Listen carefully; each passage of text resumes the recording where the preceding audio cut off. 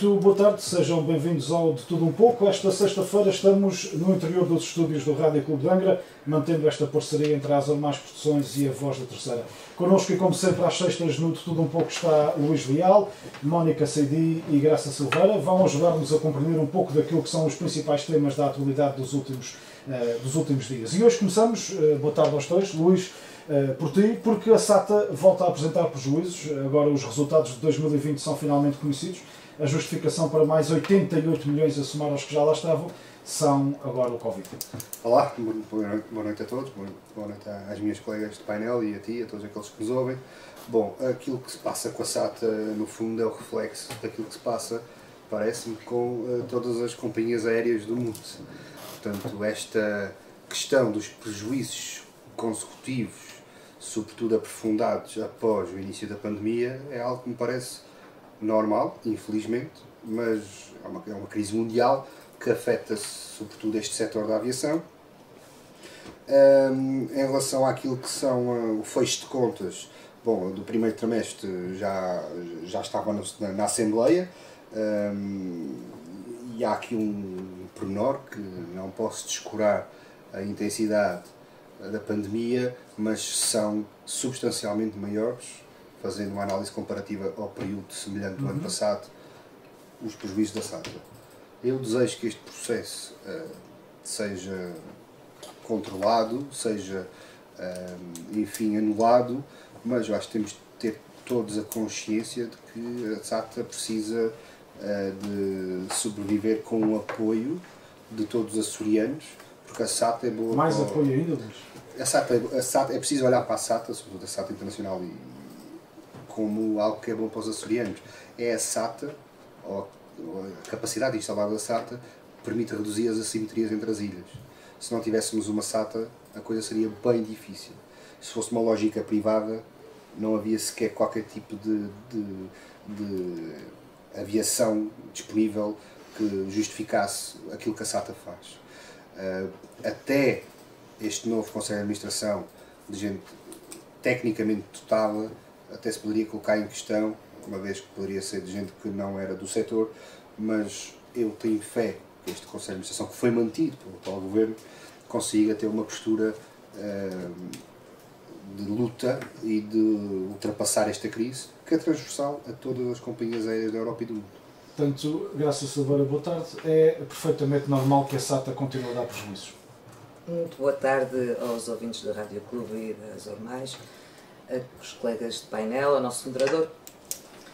Não, aquilo que eu posso concordar em absoluto com o Luís é que, efetivamente, nós não podemos abdicar da SATA enquanto empresa pública de aviação, porque, caso contrário, numa região arquipelágica como a nossa e com ilhas muito mais isoladas do que outras, quem é que, no fundo, vai garantir as rotas que estão sujeitas a obrigações de serviço público?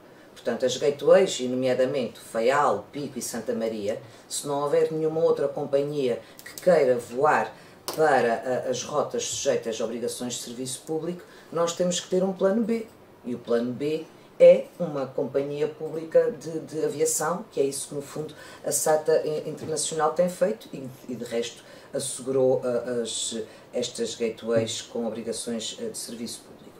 Agora, em termos do relatório, e penso que foi por isso que hoje estamos aqui também a debater isto, porque senão parece um pouco extemporâneo, mas que efetivamente foi apresentado o relatório de contas de 2020, aquilo que eu acho no mínimo estranho é que agora o Conselho de Administração venha dizer que pronto, afinal a situação da pandemia está um pouco mais grave do que se pensava, porque agora temos as outras variantes.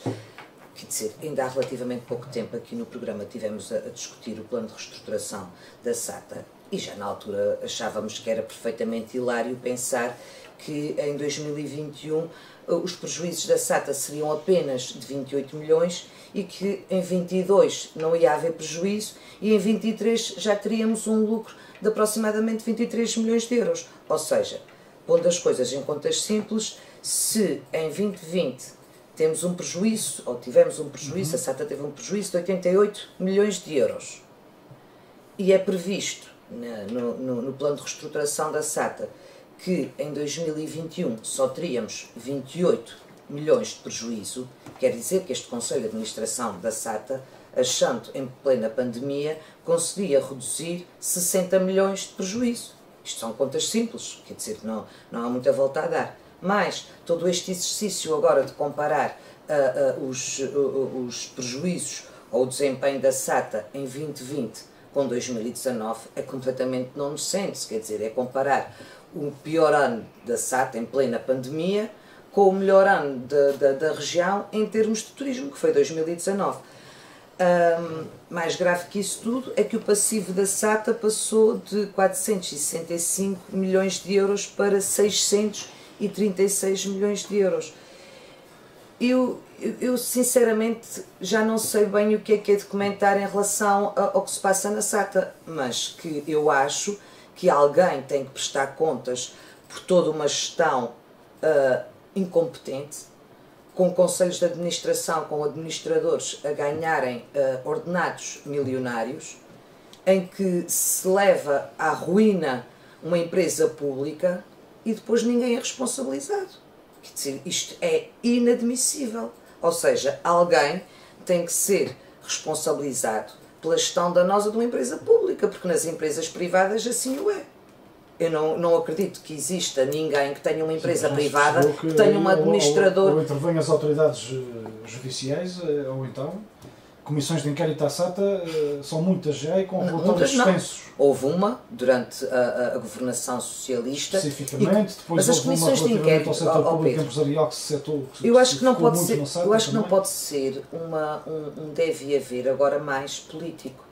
Porque politicamente falando nós chegamos lá e vimos, porque a comissão de inquérito, quer se queira, quer não, foi uma comissão com cariz político, obviamente que tem poderes acrescidos de poder pedir outro tipo de informação, mas que no final o relatório é sempre filtrado, e tu acompanhaste na altura, é sempre filtrado pela maioria que vota quais são as conclusões do relatório. Já na altura o descalabro era brutal. E nas audiências e nos documentos que são solicitados, apesar de tudo, apanham-se, digamos assim, entre aspas, muitas destas uma das coisas que na altura se percebeu, mas eu lembro-me perfeitamente que na altura uma das coisas que ficou claro era que muitas das instruções que eram dadas pelo Presidente do Governo Regional,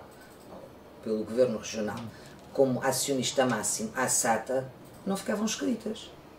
Todos os que foram lá falar disseram isto, e foi público, sim, de que recebiam ordens, de que receberam um telefonema, de que as coisas aconteciam de uma forma completamente impossível depois, se houvesse uma investigação em que se tivesse que responsabilizar, não politicamente, mas mesmo economicamente, esta gestão danosa, torna-se difícil arranjar prova, e isso é que é o problema, mas que temo pelo futuro da SATA e apesar do Luís dizer que o atual administrador é efetivamente uma pessoa do setor, supostamente competente, mas fazer uma previsão... Pelo menos fala um pouco mais da aviação do que os currículos anteriores. Mas fazer uma previsão num plano de reestruturação que saiu há 4 ou 5 meses atrás, a dizer que em 2021 íamos ter apenas um prejuízo de 28 milhões e que em 2022 já não íamos ter prejuízo nenhum e em 2023 a SATA estaria a dar lucro de 23 milhões. Quer dizer, parece-me... Eu não sou gestora, mas parece-me,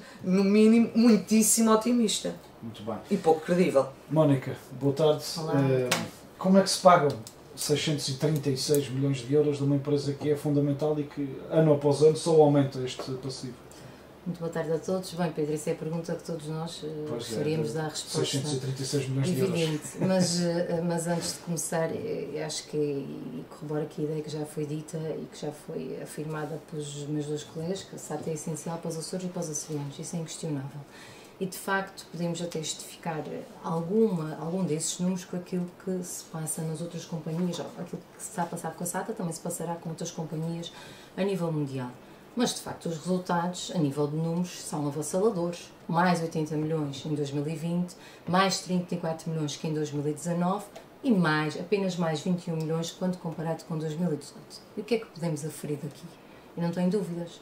Podemos aferir que estes valores e sobretudo este agravamento de 2020, que em bom rigor se deve, infelizmente, à Covid-19, é importante, tem a sua cota parte, mas de forma clara, transparente, inequívoca, isto é apenas o resultado de má gestão e de um passado de 24 anos de governação socialista e que muito se deve, em certa parte, à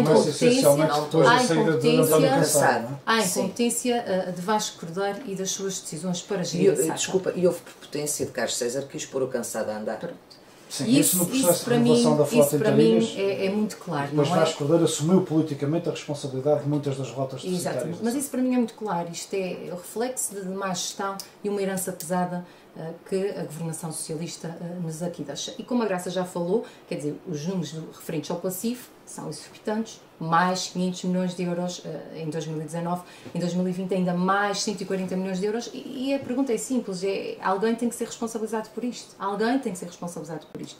Não podemos de forma contínua deixar passar esta incompetência e os açorianos é que vão sofrer as consequências disso tudo. Isso para mim é bastante claro. Agora, o que se prende também nesta fase é pensar no futuro da companhia, e este futuro, em meu ver... Mas este é um futuro pesado, não é? Exatamente, mas ainda por cima está dependente de outras duas variantes, para as quais se calhar vamos ter dificuldade em controlar. Primeiro, Bruxelas e o plano de reestruturação, não é? Saber se Bruxelas aceita ou não o plano de reestruturação. Não aceitou. E depois não se esqueçam que temos ainda o concurso de obrigações de serviço público, cujo prazo termina a 4 de agosto e que são 145 milhões. Resta saber se a SATA será a única concorrente ou se então a Binter, como já manifestou interesse no passado, se vai concorrer ou não. E, portanto... Estás a falar do concurso interilhas. Exatamente. É difícil sempre outra companhia vir pelas exigências mas do próprio caderno de encargos. São 145 milhões, é um valor muito apetecível e, de facto, isto preocupa-me, obviamente, como açoriana, porque o futuro da SATA estará muito dependente destas duas variáveis. Volto a dizer que, sobretudo a nível de Bruxelas, tenho algum receio, mas penso que, sem dúvida e de forma bastante clara, o futuro da SATA, neste momento, está estagnado e está comprometido, fruto da incompetência da governação socialista ao fim de 24 anos. Luís Leal, já foi falado em tempos, aparentemente até a outra parte teria mais interesse do que a nossa parte, que era a entrada eventual do Governo da Região Autónoma da Madeira no capital social da SATA. A SATA já serviu as ligações interilhas também na Madeira. A SATA está agora com uma campanha contratada exatamente pelo Turismo da Madeira para promover o arquipélago vizinho aqui no nosso. Reforçou as operações também com aquele arquipélago neste verão e ata. Pelo que sei, ou pelo que sabemos, o reforço de voos tem sido bem correspondido pela procura dos mesmos. É ou não viável procurar novos parceiros que possam entrar no capital social da SATA, nomeadamente um parceiro como o Governo da Região Autónoma da Madeira, ou a Região Autónoma da Madeira, ou até um parceiro como, por exemplo, outras companhias de caráter regional, quem sabe até a Binter, ou até Cabo Verde, enfim, por aí abaixo, São Tomé, outros arquipélagos que têm companhias regionais. Bom, em relação a isso, eu até diria que estaria abrangido pelo sigilo profissional, mas já sei na medida que já não existe. Houve conversações, eu estive presente em algumas delas.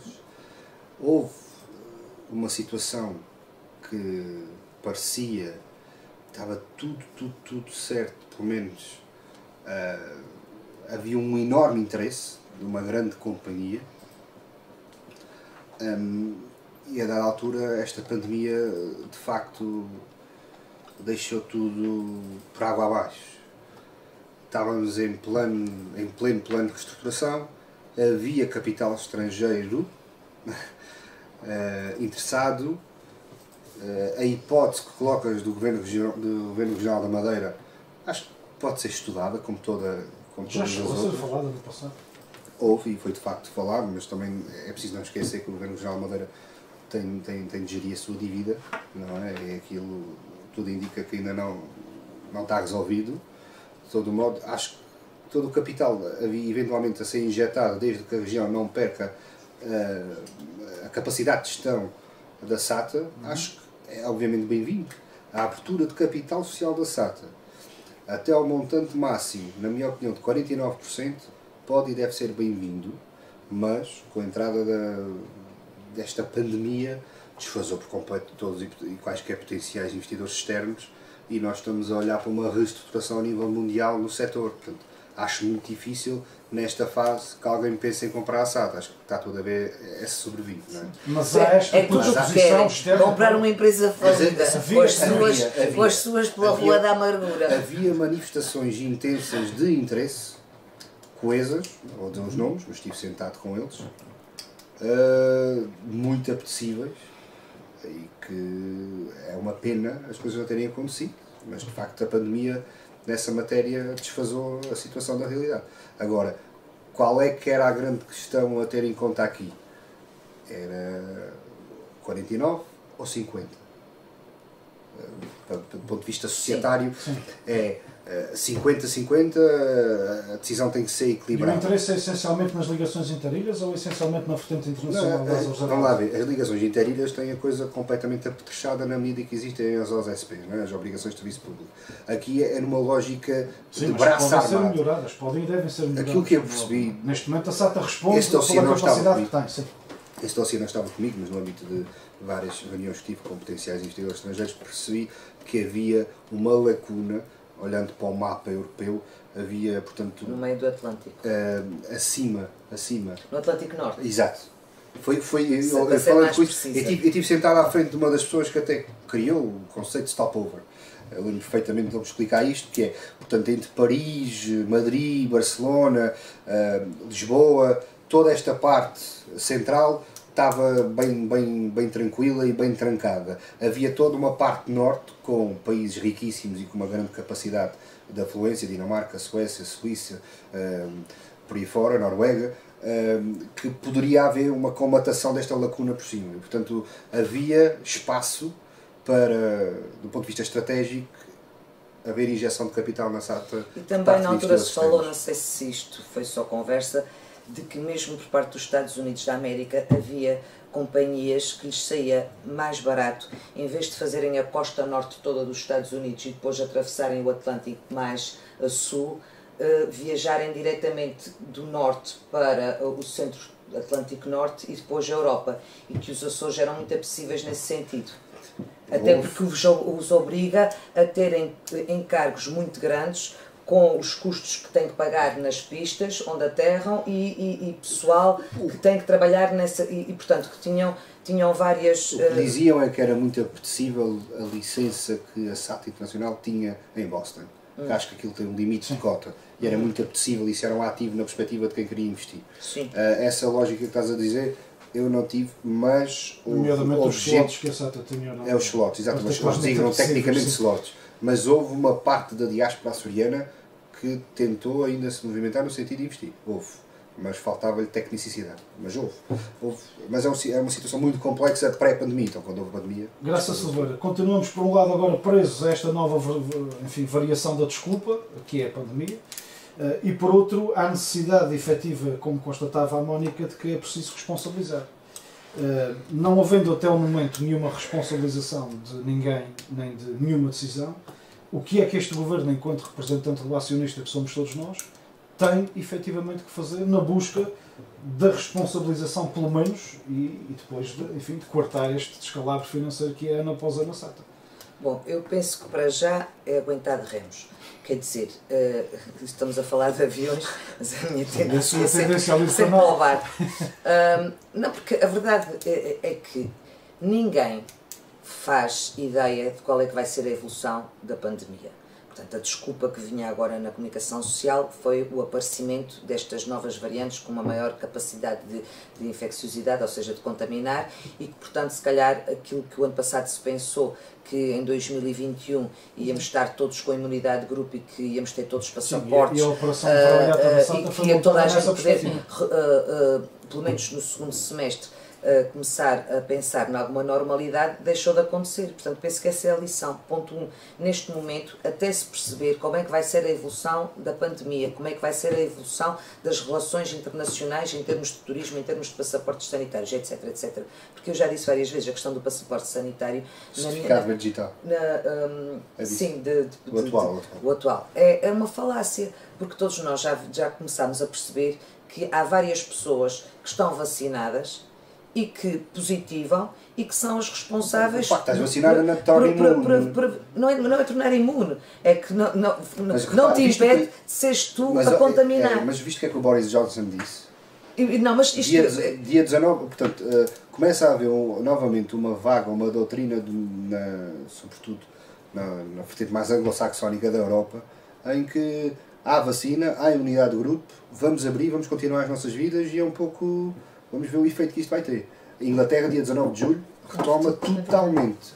Não sei o que é que isto significa, mas isto vai acontecer. Luís, mas é exatamente isto. Está tudo a navegar à vista, ou seja, é todo um experimentalismo que ninguém sabe o que é que vai verdadeiramente acontecer. E, portanto, em termos de uma companhia aérea que depende em muito do turismo, penso que neste momento não é a altura de se querer vaticinar e decidir o que é que vai acontecer à SATA. Sabemos que pelo menos no próximo ano e nos próximos 2 anos vai ser difícil, mas se os dinheiros públicos serviram para aguentar a SATA durante estes últimos anos, não por questões que nos são alheias, mas por uma gestão danosa, por uma situação que nos é completamente alheia, que é uma situação mundial, temos que aguentar a companhia. Agora, aquilo que eu acho muito estranho, para já... Mas aguentamos a companhia com a quantidade de operações charter que a SATA, enfim, charter não, de verão que a SATA está a fazer para Paris, para Berlim. Agora resta saber. Quer dizer, esta é a solução, é um recalque do passado. Uma das questões que o Luís Rodrigues dizia que achava que se deveria fazer operações charter no inverno. Portanto, esta gestão, esta administração da SATA acha isto. Okay?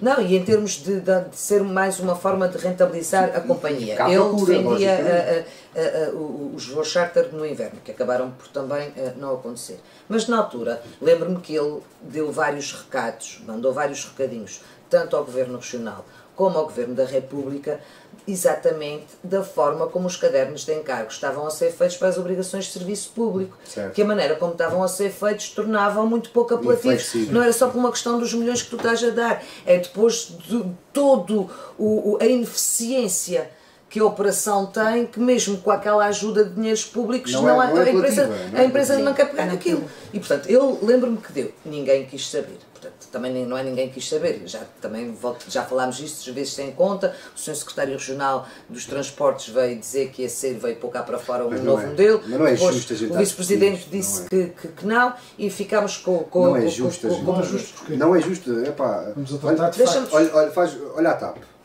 Não, mas só para acabar. Olha a prova de Pedro Monteiro. Luís, mas deixa-me só acabar. Não é justo, é uma não é uma questão disto.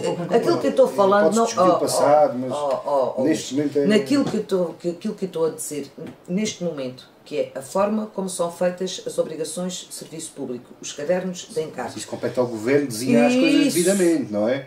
Compete ao Governo ter lá gente competente e que perceba e torna as coisas apelativas.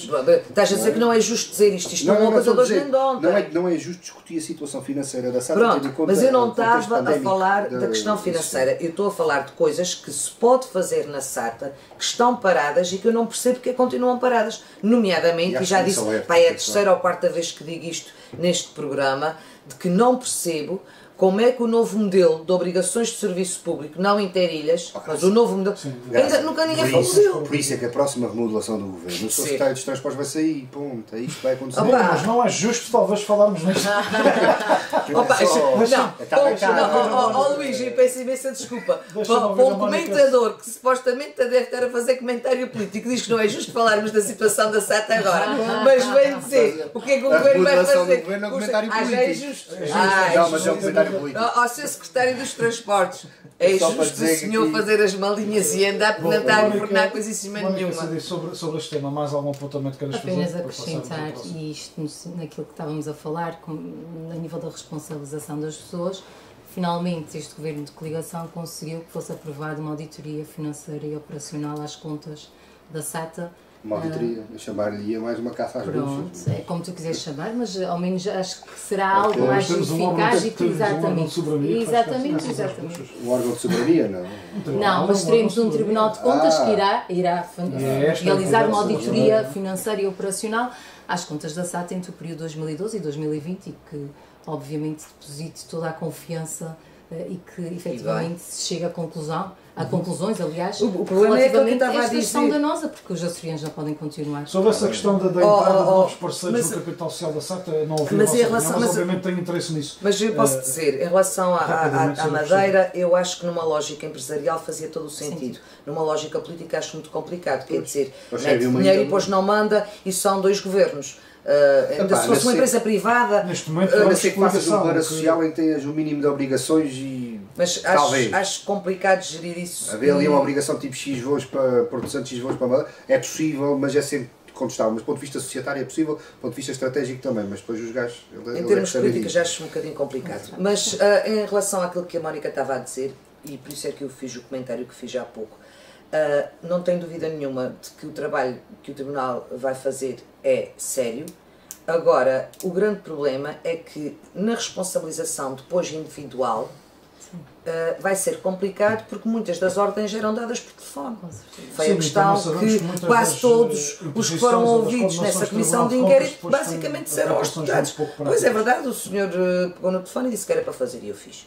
Pronto, e não ficou registro nenhum. Transportes, de facto, um dos eternos problemas da região. Também a saúde é um dos outros problemas graves, apesar das unidades de saúde, das unidades hospitalares, das políticas, dos milhões, dos sistemas informáticos, dos apetrechos técnicos, enfim, que se tem adquirido. Podia continuar. Luís, tem havido dificuldades na fixação de médicos. O Governo Regional parece que vai, este Governo Regional, inverter um pouco aquilo que eram as linhas que vinham de trás.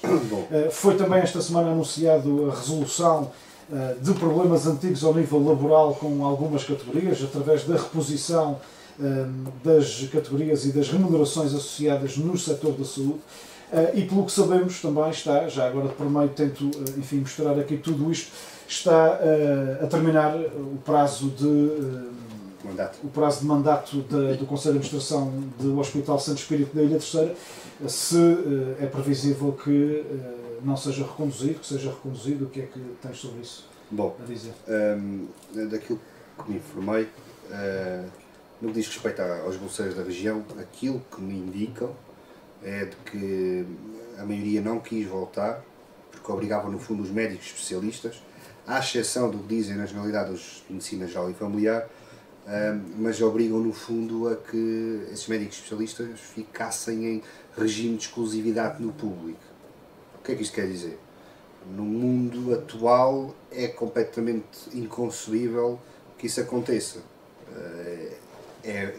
É normal haver este intercalamento entre o público e o privado e, portanto, é isto que está, no fundo, a razão de ser pela qual muitos deles incumpriram. Deixa-me só terminar, posso estar errado, eu admito. Mas não é toda a vida os médicos tiveram os seus consultórios na privada? Não, havia em tempos um contrato de regime de exclusividade. Exato. Mas isso era para quem queria. Na universidade é igual. Mas não, o que diz respeito aos bolseiros é isso. Os bolseiros, uma das razões pelas quais não quiseram voltar era porque as especialidades ficariam obrigadas ao regime de exclusividade com o público. É ou não é uma cláusula, foi o que me transmitiram. Outra questão que é mais de fundo. Com o público. Sistema Regional de Saúde. Se não faz sentido, tens uma região com escassez de médicos, como é que fazes para fixar médicos só no privado? Não, quando davam a bolsa, exatamente, esses médicos usufruindo da bolsa, que era do orçamento da região. Não é para evitar que vão para o hospital privado de ponta de... Não havia sequer. Foi o que me transmitiram que é. Havia, ou seja, a pessoa se voltava. Antigamente, ele está a fazer uma retrospectiva. Exato. Tu estás no passado. Isso é a origem das bolsas. Ele ainda está no passado. Mas é bom que os nossos ouvintes saibam. Tu estás a falar dos erros que se cometeram no passado na governação socialista. Vamos lá ver.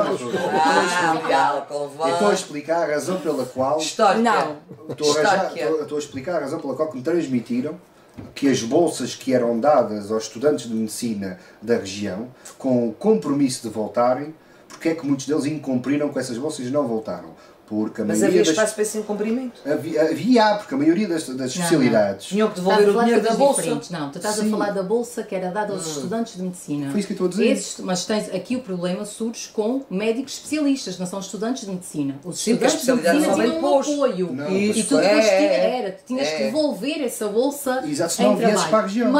Mas imagina que tu, quando fosses escolher a tua vaga de especialidade, não havia essa vaga não havia disponível na região. Tu podias escolher outra vaga. Exato. E aí, pá, não há vaga, não há, Sim, não é? mas Quer dizer, isso tu não é- podes obrigar a mas isso- região a ter vaga. Mas isso é uma exceção.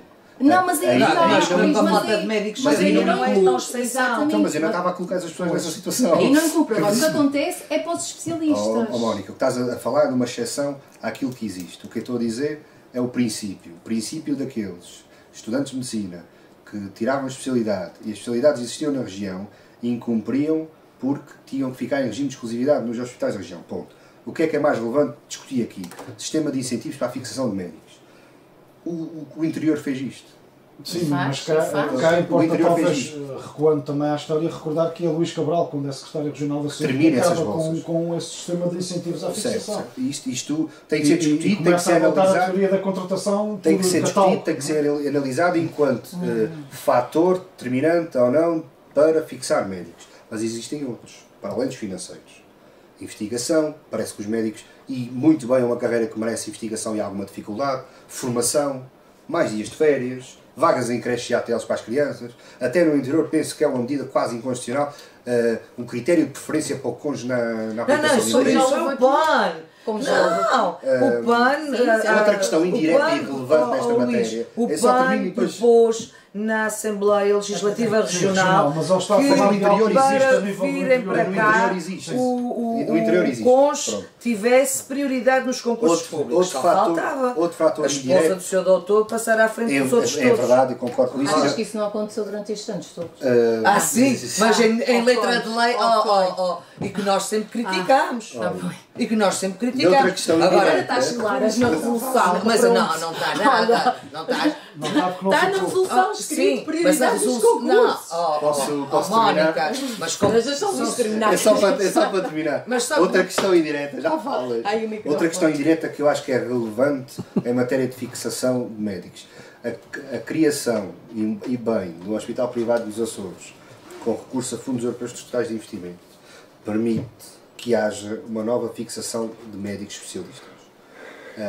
Pela criação de eventos, pelos protocolos, pela capacidade que já existe do grupo instalada designadamente para se iniciar uma coisa que há muito se tentava, mas era difícil, como o turismo de saúde.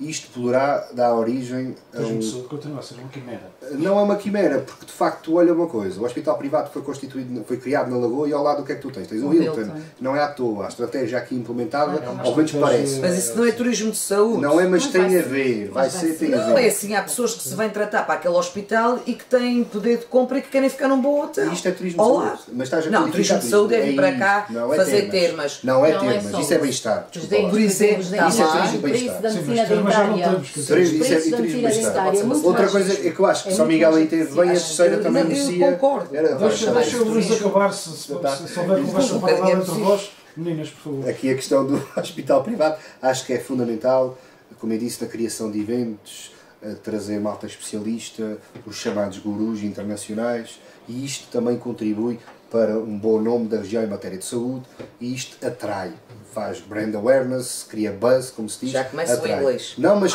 cria, porque é internacional que estamos a falar, e internacional é para trazer de fora. E eu acho que a terceira, se conseguisse uma clínica, não hospital, porque se calhar não há dimensão suficiente, mas uma clínica abaixo de um hospital, poderia também contribuir para essa fixação, porque quanto maior a oferta, pode ser que haja mais procura e que haja aqui a consolidação do setor e ajude a trazer mais médicos. Graça. Bom, eu só estava a querer dizer que Ainda um faltou projeto de duas resolução, como a Mónica sabe bem, é o partido, no caso o PAN, a propor ao Governo que faça aquilo. Coisa bem diferente. Mas também É não o fica Governo bem ao Regional governo. fazer um DLR Também e não pôr em fica bem ao letra de governo lei. não cumprir aquilo que depois os seus grupos parlamentares aprovam. E essa foi Não, uma mas nessa- crítica muito feroz dos partidos Sim, que mas agora nesse acompanham a projeto, coligação, relativamente ao Pedro, cumprimento do nesse serviço. projeto de resolução estão elencadas variadíssimas medidas, nomeadamente as pecuniárias, as não pecuniárias, etc, etc. Sim. E uma das que se propõe é que seja o cônjuge a ter prioridade no concurso público, que eu acho Compete aos senhores deputados, se me Muito permite, perverso. serem perverso. perspicazes na antecipação de eventuais inconstitucionalidades. Se a aprovaram assim, Não, é porque um projeto de resolução não é inconstitucional. Mas os seus deputados não sabem o que é que estão a aprovar. Quer dizer, Pedro, desculpa lá, eu estou a sugerir ao Governo que arranje estes mecanismos para conseguir facilitar a fixação de médicos na região. Sim. E o Governo, com aquele projeto de resolução, vai tentar encontrar a maneira de o implementar. Não quer dizer, inconstitucional seria se ele tivesse apresentado um DLR e tivesse colocado isso lá. De qualquer das formas, uma antecipação de problemas. Em relação à questão do turismo de saúde, vocês perdoem-me o preciosismo, eu até posso dar de barato que teríamos toda a vantagem de ter um sistema regional de saúde que fosse apelativo, como a Mónica está a dizer, por exemplo, as questões de ortodôncia ou de outras da área de dentária na região, fossem, como de resto durante anos se foi ao Brasil, porque era muito mais barato, compensava pagar a passagem, ir ao dentista, vir com uma cremalheira nova e ainda restava dinheiro. Agora dizer que eu fui ao Brasil fazer turismo de saúde é um bocadinho excessivo, quer dizer, eu posso dizer que o nosso sistema regional de saúde pode ser apelativo em determinadas áreas em que as pessoas não se importem de vir cá a ser tratadas, nomeadamente, como no caso do atual Hospital da Lagoa, segundo parece... E ouvido do que uma câmara não, mas Pedro, dizer que as pessoas vêm ao Hospital Privado da Lagoa se tratar, que vem fazer turismo de saúde. O turismo de saúde é um outro conceito que está muito bem definido, até em termos académicos, e que não é isto, mas era só um ponto final. E em relação ao turismo de saúde, eu sempre tive sérias dúvidas, porque eu conheço vários estrangeiros, nomeadamente que vivem no Faial, e eu lembro-me perfeitamente que uma das minhas propostas para a campanha, quando me candidatei pela Horta, era o turismo de saúde, com as termas do Varador, e estava lá um alemão que me disse, eu peço imensa desculpa, a sua ideia pode ser encantadora, mas do norte da Europa, as pessoas que têm problemas de reumatismo não vêm para os Açores, porque a umidade no inverno deixa-nos completamente imobilizados. Portanto, há toda uma lógica que tem que ser pensada e as pessoas têm que perceber o que é que se está dizendo, foi só para fazer um preciso. Em relação à fixação de médicos, eu por acaso já tive a oportunidade de dizer isto há bem pouco tempo aqui no Rádio Clube, eu por acaso não acho que as pessoas devam voltar à região imediatamente a acabar o curso, porque não ganham, não tens casuística, tens que estar num grande hospital com gente que é muito boa, em que tu vês muitos casos, porque uma doença, por exemplo, que tem uma incidência de 0,1%. Nos Açores nunca vai aparecer, podes trabalhar aqui uma vida inteira e nunca aparecer. Num grande hospital, vais casar. Pronto, não estou a dizer o contrário, mas que te pode ganhar sensibilidade em termos de diagnóstico, perceber. Pois, mas a partir daí já tem uma família, já está. Mas tem uma família. Os miúdos acabam hoje em dia os cursos com 24 anos. Podem ficar 4 anos lá fora até aos 30 anos e depois voltas aos 30 anos para a região. Mais a especialidade, depois de ter. Há especialidades e especialidades. E depois de teres, que foi exatamente isso que eu disse, que é depois de teres uma relação próxima com o teu orientador de especialidade, com aquele hospital, eu acho que devia haver convénios exatamente com esses hospitais em que esses orientadores pudessem vir uma vez por mês ou do mês sim, mês não à região, até para dar palestras, para ajudar em diagnósticos, para ajudar na telemedicina, em que a pessoa tem uma boa relação com aquele médico, tem uma dúvida, liga-lhe, mostra por questões de telemedicina, no fundo. Envia os exames e pode debater, porque senão há toda aquela sensação de que há um isolamento aqui e que a tua carreira vai estagnar, e portanto isso também acho que não é apelativo para quem é bom, quer ter uma boa carreira, acabar o curso e voltar logo para a região. Esta é a minha opinião, mas eu também, e em muitas outras áreas, não é só na medicina, eu fui daquelas que andei pelo mundo fora, e depois voltei e acho que presto o melhor serviço à região depois de ter ganho experiência. Em relação à reposição das carreiras na saúde, aquilo que tem que ser dito muito claramente foi que o anterior governo se comprometeu com uma série de coisas, nomeadamente aquilo que se chama o bónus César, que tecnicamente se chama a relevância de tempo de serviço, que o César criou em 2008, que era, não havia coragem política para rever as carreiras. Então dava-se um bónusinho às pessoas. andaram até quase até perderem as eleições, numa conversa de que não se podia aplicar outra vez o bónus César, porque o bónus César tinha sido só entre 2004 e 2008, depois afinal já podia, depois só se podia a partir de 2015, e nas vésperas, e depois de já terem perdido as eleições, e depois de já terem perdido as eleições em 2000, não tem nada a ver com o descongelamento, porque isso é valorização remuneratória. Em relação a isso, que foi de uma enorme deslealdade, estava, antes de terem perdido, disseram que sim senhor, que era 2015 a 2021, já depois de terem perdido as eleições, afinal era a partir de 2011, deixaram essa dívida para este governo pagar, que são essa relevância tempo de servido, ou seja, o bónus César vai ter que pagar isso tudo. Essa dívida, porque essas pessoas tinham. O governo anterior já tinha assumido.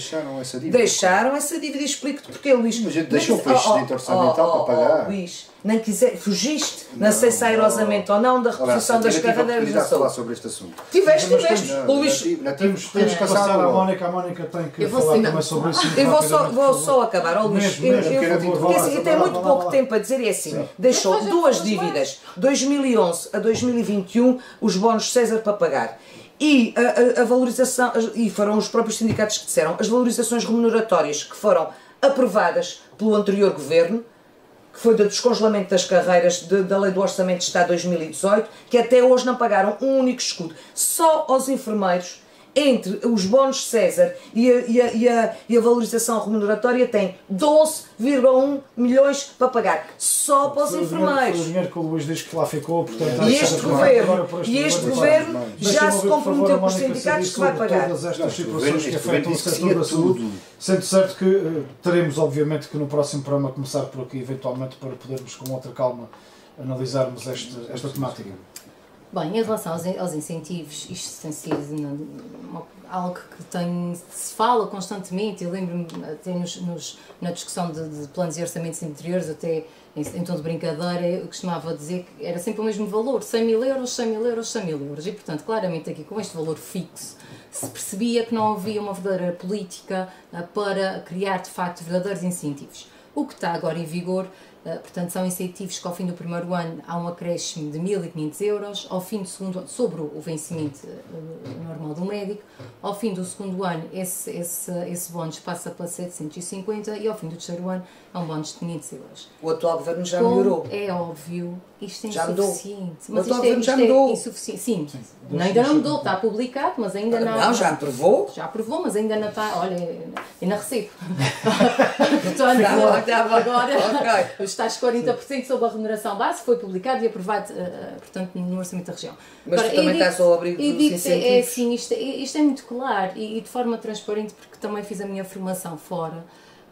Estive em Lisboa, percorri vários hospitais, trabalhei noutros sítios, achei que para me formar melhor e tive a oportunidade de estar em Londres, mas também te digo, graça para ir para Londres, tive que trabalhar nos privados em Lisboa para fazer um bom pé de meia e ir para Londres, porque aquilo que eu ganhava, obviamente, não funcionava. E, portanto, mas isto pode ser muito claramente que a região tem uma dificuldade enorme em competir com os grupos privados que funcionam em Lisboa e por todo o país. E, portanto, mesmo no interior, com estes incentivos e mesmo com as questões da creche, eu penso que a Mafra, que também tem um passaporte cultural, que dá bilhetes de cinema, atividades em espetáculos de forma gratuita, uma majoração pela positiva, ou seja, ficam a pagar menos a tarifa da água, portanto, a nível da eletricidade, há aqui vários incentivos, mas a diferença é que em Mafra, numa hora e meia, se chega a Lisboa e se faz um turno de 24 horas e se ganha quase 1.000 euros, na região não há nada disso. E, portanto, de forma muito clara, e sei de que é que estou a falar,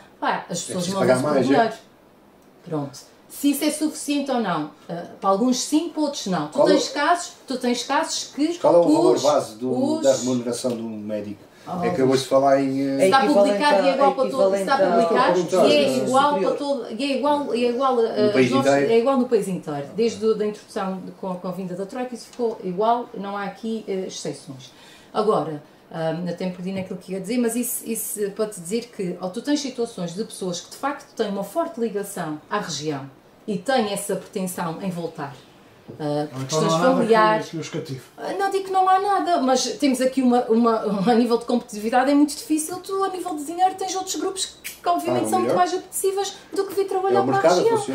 Exatamente, é o mercado a funcionar. Isto é válido para os médicos como é válido para outras profissões. É o mercado a funcionar.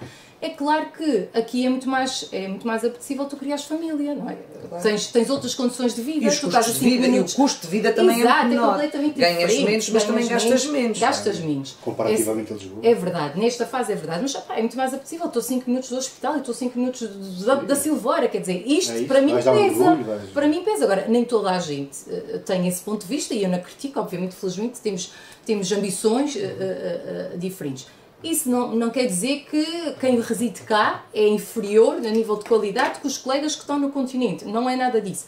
Mas, de facto, temos aqui uma situação que eu penso que, do ponto de vista o que é mais apetecível, se prende também muito com as questões financeiras. As questões da investigação também são muito pertinentes. E é óbvio que, havendo bolsas próprias para estes médicos de cada região, também é um incentivo forte.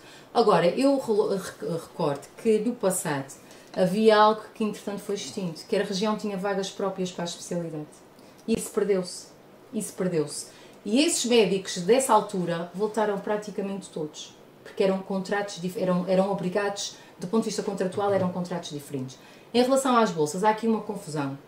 Nós tínhamos bolsas atribuídas aos estudantes universitários, que era depois, essa que me referia. Pronto, mas essas, ao fim de tu cumpris aquilo que... Exatamente, tu voltas, fazes o ano comum, escolhes uma especialidade, a especialidade que tu queres não há na região, vais-te embora. Mas já cumpriste, deste o ano comum. Agora o ano comum está extinto, já nem é isso. Eu não me referia a isso, eu referia-me àqueles que, apesar da especialidade cá, decidiram voltar. Pronto, a seguir tu tinhas a Bolsa da Região, que essa sim era um balúrdio e foi terminada, foi extinta pelo Dr. Luís Cabral, que eram 3 vezes o ordenado mínimo e ainda tinhas mais incentivos que chegavam à família e ao cônjuge a acrescentar tudo aquilo que tu já ganhavas. E ainda tinhas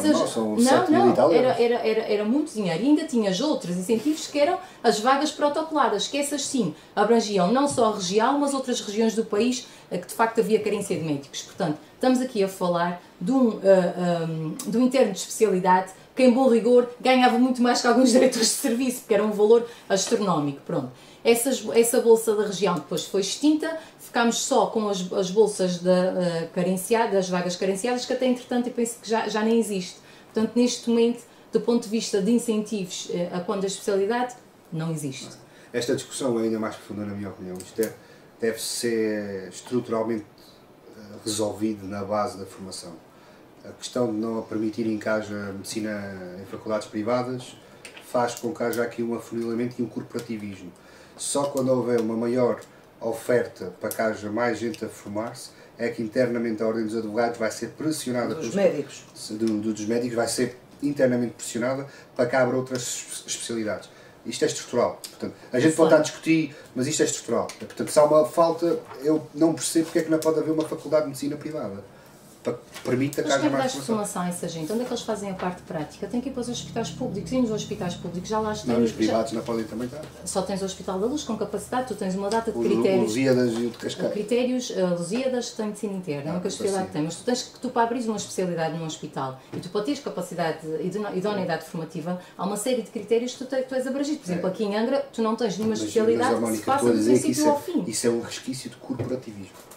Sim, mas como é que combates isso? Onde é que vais pôr essa gente? Também interessa ter gente bem formada, não te interessa ter turmas sobrelotadas, não é? Vem a discussão da qualidade, vem a discussão da qualidade. Mas isso é importante, sobretudo na medicina, não é? Nas outras áreas, mas também na medicina, fazeres uma medicina de qualidade. Vamos ter que começar por aí, como disse há pouco, hoje necessariamente mais curto, fruto aqui de um conjunto de alguns percalços técnicos que nos assolaram antes do início dessa transmissão e, portanto, pedindo também desculpa por isso, mas está na nossa hora de terminar. Agradecer ao Luís Leal, à Graça Silveira e à Mónica Cedi, marcar encontro para daqui por 15 dias, dizendo que muito brevemente vamos iniciar também um espaço de tudo um pouco reservado às eleições autárquicas que estão à porta, nomeadamente recebendo aqui alguns convidados que serão, digamos, cabeças de cartaz dentro do processo eleitoral autárquico que está em curso. Terminando hoje e desejando-lhe um bom fim de semana, quero recordar que na política não existem amigos, apenas um conjunto de conspiradores que se unem em torno de um objetivo comum. Bom fim de semana! Pedro Ferreira, a nossa amizade foi feita na política.